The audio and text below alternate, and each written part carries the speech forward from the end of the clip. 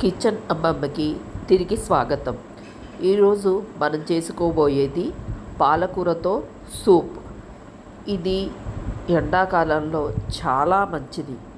ఎందుకంటే మనము ఎంత మంచినీళ్ళు తాగినా బాడీ డీహైడ్రేట్ అయిపోతుంది కాబట్టి దీనికి కావలసింది పాలకూర,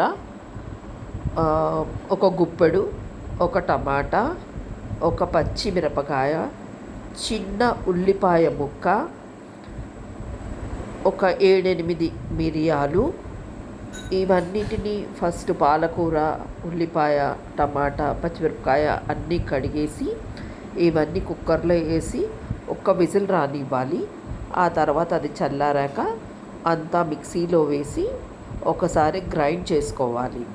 ఇది కొంచెం మెత్తగా అయ్యేలాగా చూసుకోవాలి. ఈ విధంగా తర్వాత ఒక కడాయిని పొయ్యి మీద పెట్టుకొని దాంట్లో కొంచెం బటర్ వేసి ఆ బటర్ వేడెక్కాక దాంట్లో 2 చిన్న వెల్లిపాయ రెబ్బలు తీసుకొని సన్నగా ముక్కలు తరిగి వాటిని వేసి వేయించాలి. అది బాగా వేగాలి, అంటే పచ్చివాసన పోయేంత వరకు వేగాలి. అది ఈ రకంగా గోల్డెన్ కలర్లోకి రంగు మారేదాకా కొంచెం వేయించాలి. ఆ తర్వాత మనం గ్రైండ్ చేసి పెట్టుకున్న పాలకూర మిశ్రమాన్ని అందులో వేసి ఒక్కసారి కలుపుకోవాలి. ఇది మనము ఇష్టపడే దాన్ని బట్టి చిక్కదనం చూసుకోవాలి. కొంతమంది చాలా పలచగా ఇష్టపడతారు, కొంతమంది దాన్ని చిక్కగా ఇష్టపడతారు.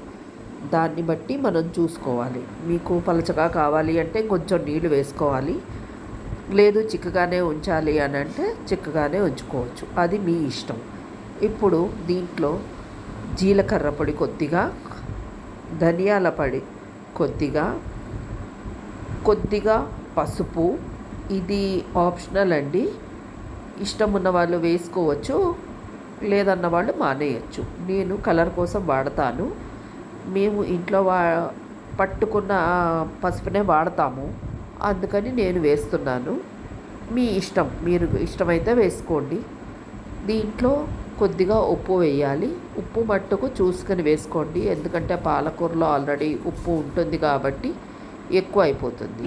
అంతే, ఒక 5 నిమిషాలు మరిగించి స్టవ్ కట్టేయండి.